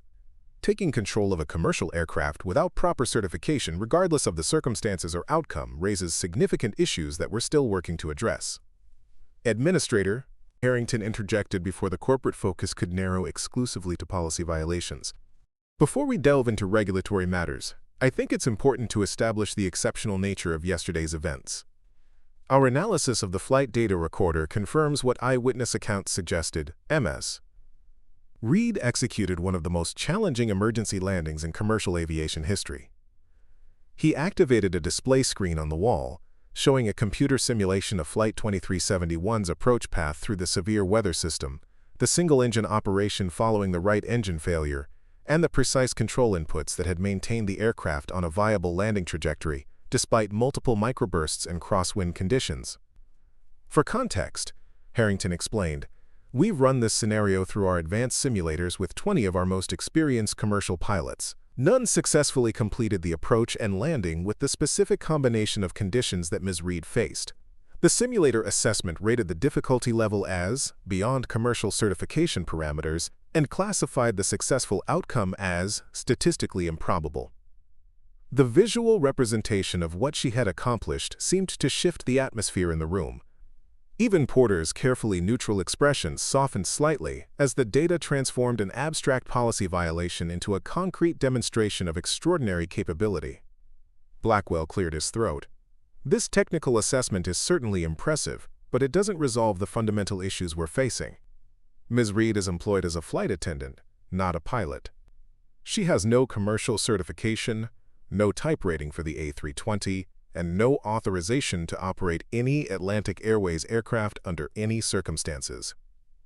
That's correct, Olivia acknowledged calmly.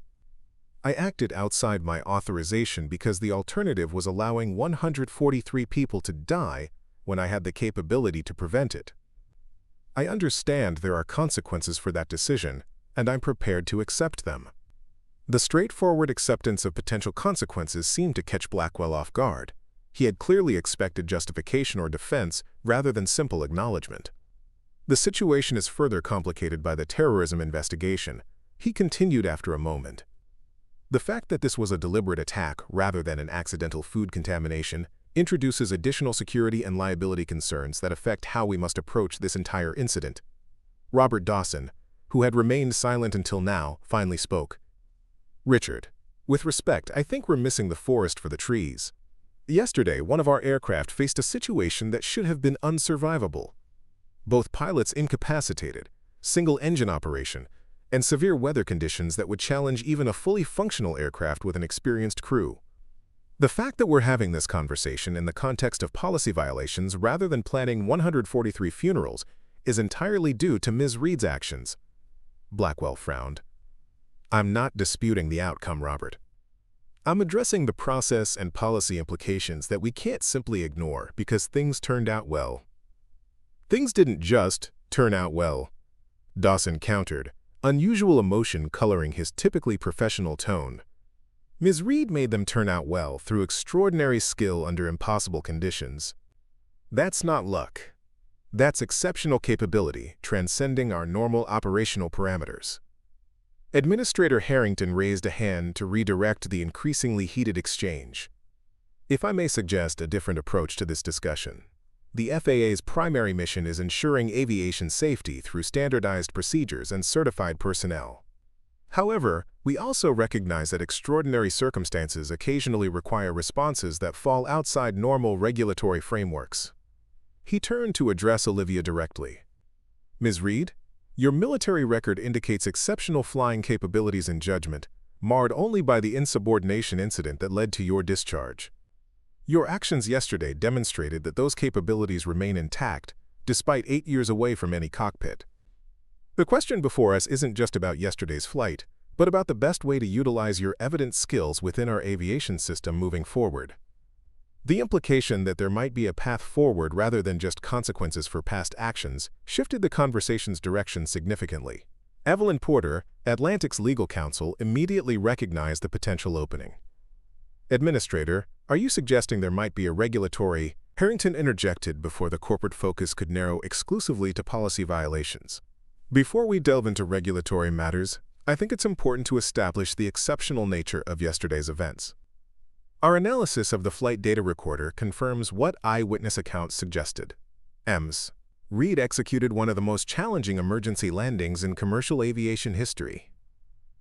He activated a display screen on the wall showing a computer simulation of Flight 2371's approach path through the severe weather system, the single-engine operation following the right engine failure, and the precise control inputs that had maintained the aircraft on a viable landing trajectory despite multiple microbursts and crosswind conditions. For context, Harrington explained, we've run this scenario through our advanced simulators with 20 of our most experienced commercial pilots. None successfully completed the approach and landing with the specific combination of conditions that Ms. Reed faced. The simulator assessment rated the difficulty level as beyond commercial certification parameters and classified the successful outcome as statistically improbable.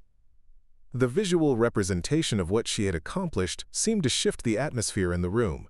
Even Porter's carefully neutral expression softened slightly as the data transformed an abstract policy violation into a concrete demonstration of extraordinary capability. Blackwell cleared his throat. This technical assessment is certainly impressive, but it doesn't resolve the fundamental issues we're facing. Ms. Reed is employed as a flight attendant, not a pilot. She has no commercial certification, no type rating for the A320, and no authorization to operate any Atlantic Airways aircraft under any circumstances. That's correct, Olivia acknowledged calmly. I acted outside my authorization because the alternative was allowing 143 people to die when I had the capability to prevent it.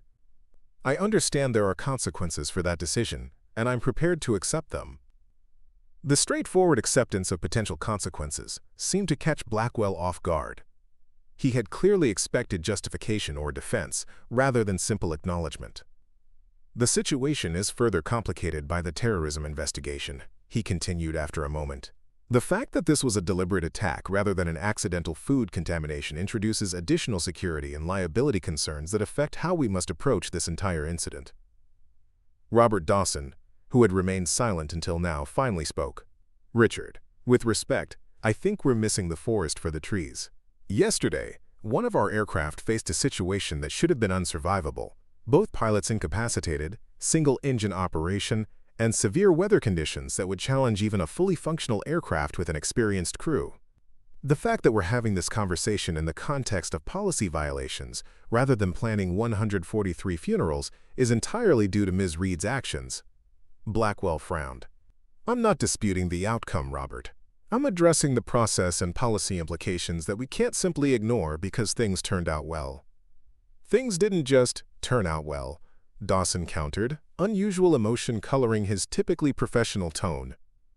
Ms. Reed made them turn out well through extraordinary skill under impossible conditions. That's not luck.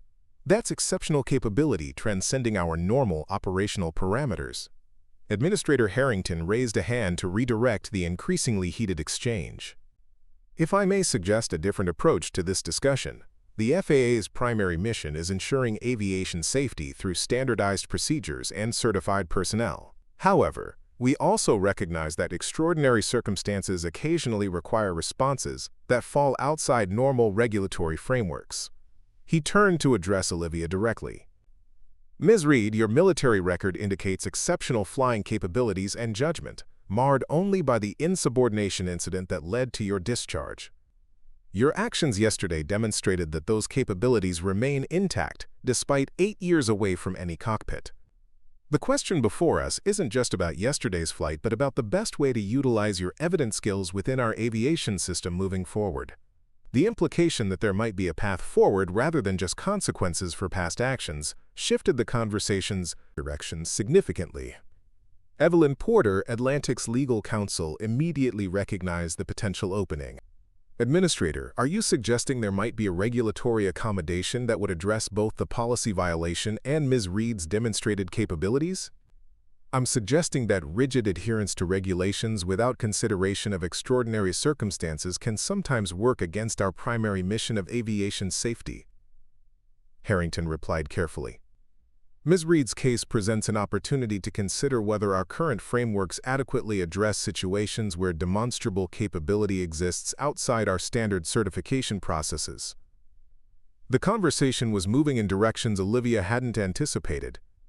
She had expected disciplinary action, potential termination, perhaps even legal consequences.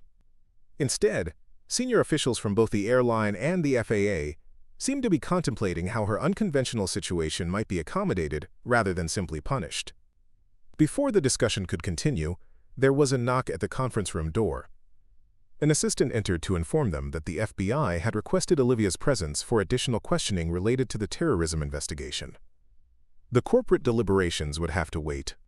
Special Agent Monroe was waiting in a smaller conference room downstairs, accompanied by 2 other agents and a representative from the Department of Homeland Security. Her expression was more open than it had been during the previous day's intense questioning. Ms. Reed, thank you for joining us, Monroe began. We have significant updates on the investigation that directly relate to your situation. She activated a display screen showing security camera footage from Los Angeles International Airport. The images showed a ground crew member tampering with what appeared to be coffee thermoses during pre-flight preparations for Flight 2371. Michael Levine, the suspect we apprehended yesterday, has provided a full confession, Monroe explained. He was recruited by a domestic extremist group targeting commercial aviation. Their plan was to incapacitate both pilots mid-flight, causing the aircraft to eventually crash when the autopilot could no longer maintain flight without human intervention. Olivia watched the footage with professional detachment that masked her internal reaction to seeing the deliberate act that had nearly cost 143 lives. They didn't anticipate that someone else on board might be capable of flying the aircraft, she observed. Exactly, Monroe confirmed. Their operational planning assumed that incapacitating both certified pilots would make the aircraft uncontrollable. They had no contingency for someone like you being aboard, a highly skilled military pilot working as a flight attendant. The irony wasn't lost on Olivia. Her unusual circumstance, a former military aviator working in a cabin crew role due to a dishonorable discharge, had created a capability redundancy that the terrorists hadn't anticipated and couldn't have reasonably planned for. The very situation that had ended her military career and forced her into civilian aviation had ultimately saved 143 lives precisely because it was so unconventional. Levin has identified 6 other members of the group, and arrests are currently underway, Monroe continued. The substance used was a synthetic compound developed specifically to be undetectable in normal food and beverage testing. Both Captain Reynolds and First Officer Barrett are expected to make full recoveries, though the timeline remains uncertain. The news that the pilots would recover was a significant relief. Olivia had carried the weight of their condition alongside everything else, concerned that even if everyone else survived, the pilots might suffer permanent harm from the poisoning. The reason I'm sharing these details, Monroe explained, is that the national security implications of this case have elevated it beyond a standard criminal investigation. The Secretary of Homeland Security has taken personal interest, particularly in how the attack was thwarted by capabilities that existed outside normal aviation protocols. The Department of Homeland Security representative, who had introduced himself as Deputy Director Lawrence Collins, leaned forward. Ms. Reed, your actions yesterday have highlighted a significant vulnerability in our aviation security frameworks, the assumption that incapacitating certified flight crew members would inevitably result in aircraft loss. Your intervention demonstrated the potential value of identifying and utilizing hidden capabilities among other aviation personnel. The implication was clear. Her unique situation was being reconsidered not just as a regulatory anomaly but as a potential security asset. The conversation was moving even further from the disciplinary outcome she had expected towards something that resembled opportunity rather than consequence. What exactly are you suggesting? Olivia asked, maintaining her professional reserve despite the unexpected turn of events. We're exploring a joint program between DHS, the FAA, and commercial carriers to identify and provide appropriate training for aviation personnel with military or other advanced flight experience who don't currently hold commercial certifications. Collins explained. Your case would be the prototype. Developing pathways to utilize exceptional capabilities that exist outside standard certification frameworks while maintaining appropriate safety standards. The proposal was radical by aviation regulatory standards, an acknowledgement that rigid adherence to existing certification processes might sometimes exclude valuable capabilities that could enhance both safety and security. It represented a fundamental shift in how the system viewed the relationship between formal credentials and practical capabilities. This would require significant regulatory accommodation, Olivia noted, careful not to display the hope that was beginning to build within her. The FAA's certification requirements exist for valid safety reasons. They do, Monroe agreed, but yesterday's events demonstrated that there can be circumstances where those requirements become obstacles to utilizing capabilities that could save lives. The question is whether we can develop frameworks that maintain safety standards while creating appropriate pathways for exceptional cases like yours. After completing the security briefing and discussing the potential program in more detail, Olivia was escorted back to the corporate conference room where Blackwell, Porter, Harrington, and Dawson were still deliberating. The atmosphere had shifted noticeably during her absence, with the earlier tension replaced by what appeared to be focused problem-solving. Ms. Reed, Blackwell greeted her return. Agent Monroe has briefed us on the security implications of yesterday's events and the potential program being considered. This adds another dimension to our discussions about your situation with Atlantic Airways. Administrator Harrington took the lead in explaining the direction their deliberations had taken. We've been developing a potential framework that would address both the regulatory issues and your employment status. The FAA is prepared to establish a special certification pathway for military pilots with your specific background, creating a limited commercial authorization that would recognize your demonstrated capabilities while requiring appropriate supplemental training for commercial operations. Evelyn Porter added the corporate perspective. Atlantic Airways is considering creating a new position that would utilize both your flight attendant experience and your piloting capabilities. A safety officer role that would include regular cockpit observation hours, simulator training, and potential certification for emergency pilot authorization once the FAA pathway is established. The proposal was far more than Olivia had dared hope for, not just avoiding punishment for her actions, but potentially creating a path back to the cockpit that had been closed to her since her dishonorable discharge.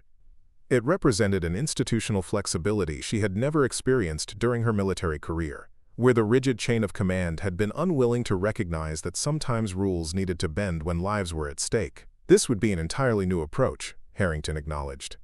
It would require careful implementation and monitoring to ensure we maintain appropriate safety standards while utilizing capabilities that might otherwise be lost to the system through rigid adherence to existing frameworks. Robert Dawson, who had advocated most strongly for recognizing Olivia's exceptional skills, smiled slightly. In other words, we're acknowledging that sometimes the most valuable capabilities in aviation can't be fully captured by our standard certification processes. Yesterday proved that beyond any reasonable doubt. Before Olivia could respond to the unexpected proposal, there was another interruption, this one unscheduled and apparently unwelcome, based on Blackwell's expression as his assistant entered to whisper something in his ear.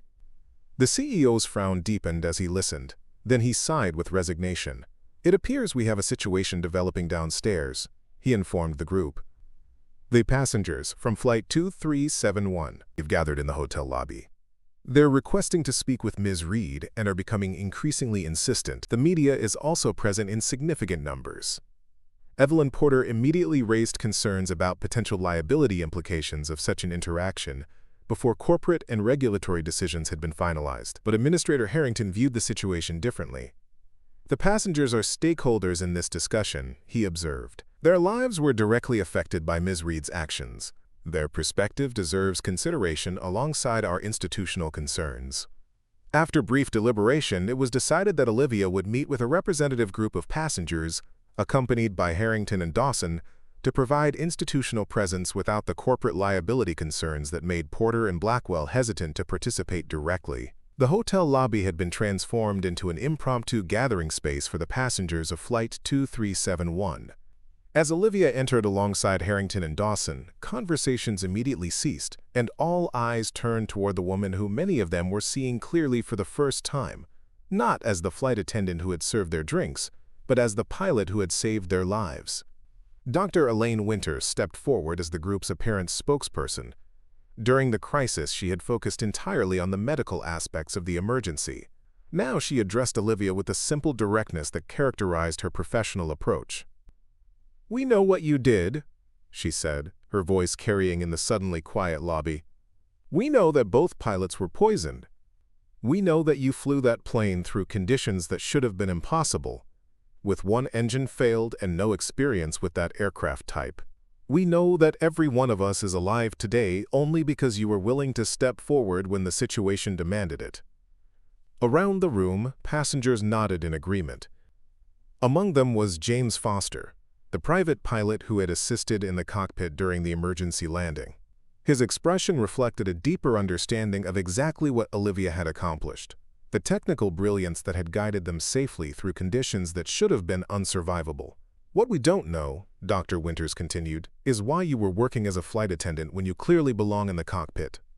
Or why the institutions involved seem more concerned with the fact that you weren't properly certified than with the 143 lives you saved through extraordinary skill and courage." The directness of the question created an uncomfortable moment for the officials accompanying Olivia. It highlighted the fundamental disconnect between institutional priorities and human outcomes that often characterized bureaucratic systems. the tendency to focus on procedural compliance rather than ultimate results, especially when those results require deviation from established protocols. Administrator Harrington stepped forward, recognizing that the question deserved a substantive response rather than corporate evasion. Dr. Winters, you've raised valid points that cut to the heart of what we've been discussing upstairs. Aviation safety depends on standardized procedures and qualified personnel, which is why our certification requirements exist. But yesterday's events demonstrated that sometimes capabilities exist outside our standard frameworks that can be crucial in extraordinary circumstances. He gestured toward Olivia. Ms. Reed's military flying career ended with a dishonorable discharge for insubordination during a humanitarian mission, specifically for violating direct orders to abort a medical supply drop during deteriorating weather conditions. The mission was successful, the supplies were delivered, and no aircraft damage occurred, but the violation of the chain of command resulted in her discharge and the loss of her flying credentials. The revelation of Olivia's background created a murmur among the passengers. Many looked at her with new understanding, seeing not just the competent pilot who had saved their lives, but someone whose career had been sacrificed to rigid institutional priorities despite successful outcomes. Yesterday, Harrington continued, Ms. Reed made a similar choice, putting lives above regulations when extraordinary circumstances demanded it. The difference is that this time, the institutions involved are choosing to respond differently. Rather than punishing demonstrated capability that doesn't conform to our established frameworks, we're exploring how to integrate it appropriately while maintaining necessary safety standards. An elderly passenger who had been seated near the front of the aircraft during the emergency landing stood up with the assistance of his wife. I've lived long enough to see how institutions often value their rules more than their purpose, he said, his voice carrying the weight of decades of experience. What matters isn't whether someone has the right piece of paper. What matters is whether they can do what needs to be done when it needs doing. His simple articulation of the fundamental issue resonated throughout the room, drawing nods of agreement from passengers and causing even the institutional representatives to reflect on the distinction between procedural compliance and meaningful results. Marshal Jordan Reeves, who had maintained security in the cabin during the emergency, added her perspective from the back of the room. As federal law enforcement, I understand the importance of protocols and procedures. But I also know that exceptional circumstances sometimes require exceptional responses. What Ms. Reed demonstrated yesterday wasn't just flying skill. It was judgment, leadership, and moral courage to act when action was needed, regardless of personal consequences. The gathering had transformed from a potentially awkward confrontation into something more meaningful, a public acknowledgement of the human reality behind the institutional deliberations occurring upstairs. These weren't just abstract policy discussions about regulatory frameworks and certification pathways. They were decisions that directly affected lives that had been saved through capabilities that existed outside standard aviation protocols. As the interaction continued, with passengers sharing their experiences and perspectives on the emergency landing, Olivia found herself experiencing something she hadn't felt since before her dishonorable discharge, the sense of being truly seen and valued for her capabilities rather than judged for her nonconformity to institutional expectations. The media representatives who had gathered outside were eventually allowed limited access, transforming what had been a private acknowledgement into a public story that would soon spread far beyond the confines of Atlantic Airways and the FAA. The narrative that emerged wasn't just about a flight attendant who had saved an aircraft against impossible odds.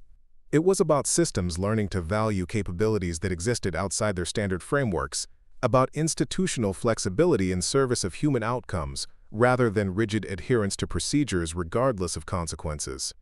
By late afternoon, as Olivia returned to the corporate offices to continue discussions about her future role with Atlantic Airways and the potential certification pathway being developed by the FAA, the story of Flight 2371 had spread across national news outlets. The coverage focused not just on the dramatic emergency landing, but on the larger implications for aviation safety and security, the recognition that sometimes the most valuable capabilities exist in unexpected places, unrecognized by standard certification processes.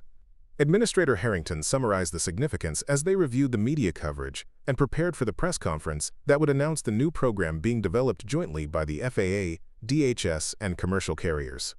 What happened on Flight 2371 has forced us to reconsider some fundamental assumptions about aviation safety and security, he explained. We've always focused on ensuring that certified pilots meet rigorous standards, which remains essential. But we've perhaps neglected to consider the potential value of identifying and appropriately utilizing capabilities that exist elsewhere in the aviation ecosystem, particularly among those with military or other advanced flight experience who haven't followed traditional commercial certification paths.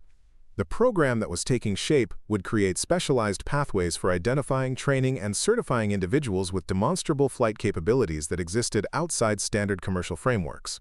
It would include appropriate safety measures and supplemental training requirements, but would recognize that sometimes extraordinary capabilities deserve recognition even when they don't fit neatly into established certification categories. For Olivia Reed, the developments represented more than personal vindication or professional opportunity. They reflected a fundamental shift in how institutions could respond to demonstrated capability that didn't conform to standard expectations, a willingness to adapt systems to accommodate exceptional human potential rather than rejecting it when it didn't fit predetermined categories. 6 months. What matters isn't whether someone has the right piece of paper. What matters is whether they can do what needs to be done when it needs doing. His simple articulation of the fundamental issue resonated throughout the room, drawing nods of agreement from passengers and causing even the institutional representatives to reflect on the distinction between procedural compliance and meaningful results. Marshal Jordan Reeves, who had maintained security in the cabin during the emergency, added her perspective from the back of the room. As federal law enforcement, I understand the importance of protocols and procedures, but I also know that exceptional circumstances sometimes require exceptional responses. What Ms. Reed demonstrated yesterday wasn't just flying skill. It was judgment, leadership, and moral courage to act when action was needed, regardless of personal consequences. The gathering had transformed from a potentially awkward confrontation into something more meaningful, a public acknowledgement of the human reality behind the institutional deliberations occurring upstairs. These weren't just abstract policy discussions about regulatory frameworks and certification pathways. They were decisions that directly affected lives that had been saved through capabilities that existed outside standard aviation protocols. As the interaction continued, with passengers sharing their experiences and perspectives on the emergency landing, Olivia found herself experiencing something she hadn't felt since before her dishonorable discharge: the sense of being truly seen and valued for her capabilities, rather than judged for her nonconformity to institutional expectations. The media representatives who had gathered outside were eventually allowed limited access, transforming what had been a private acknowledgement into a public story that would soon spread far beyond the confines of Atlantic Airways and the FAA. The narrative that emerged wasn't just about a flight attendant who had saved an aircraft against impossible odds. It was about systems learning to value capabilities that existed outside their standard frameworks, about institutional flexibility in service of human outcomes rather than rigid adherence to procedures regardless of consequences. By late afternoon, as Olivia returned to the corporate offices to continue discussions about her future role with Atlantic Airways and the potential certification pathway being developed by the FAA, the story of Flight 2371 had spread across national news outlets. The coverage focused not just on the dramatic emergency landing, but on the larger implications for aviation safety and security. The recognition that sometimes the most valuable capabilities exist in unexpected places, unrecognized by standard certification processes. Administrator Harrington summarized the significance as they reviewed the media coverage and prepared for the press conference that would announce the new program being developed jointly by the FAA, DHS, and commercial carriers. What happened on Flight 2371 has forced us to reconsider some fundamental assumptions about aviation safety and security, he explained. We've always focused on ensuring that certified pilots meet rigorous standards, which remains essential. But we've perhaps neglected to consider the potential value of identifying and appropriately utilizing capabilities that exist elsewhere in the aviation ecosystem, particularly among those with military or other advanced flight experience who haven't followed traditional commercial certification paths. The program that was taking shape would create specialized pathways for identifying, training, and certifying individuals with demonstrable flight capabilities that existed outside standard commercial frameworks. It would include appropriate safety measures and supplemental training requirements, but would recognize that sometimes extraordinary capabilities deserve recognition even when they don't fit neatly into established certification categories. For Olivia Reed, the developments represented more than personal vindication or professional opportunity. They reflected a fundamental shift in how institutions could respond to demonstrated capability that didn't conform to standard expectations, a willingness to adapt systems to accommodate exceptional human potential rather than rejecting it when it didn't fit predetermined categories. Up next, you've got two more standout stories right on your screen. If this one hit the mark, you won't want to pass these up. Just click and check them out. And don't forget to subscribe and turn on the notification bell so you don't miss any upload from us.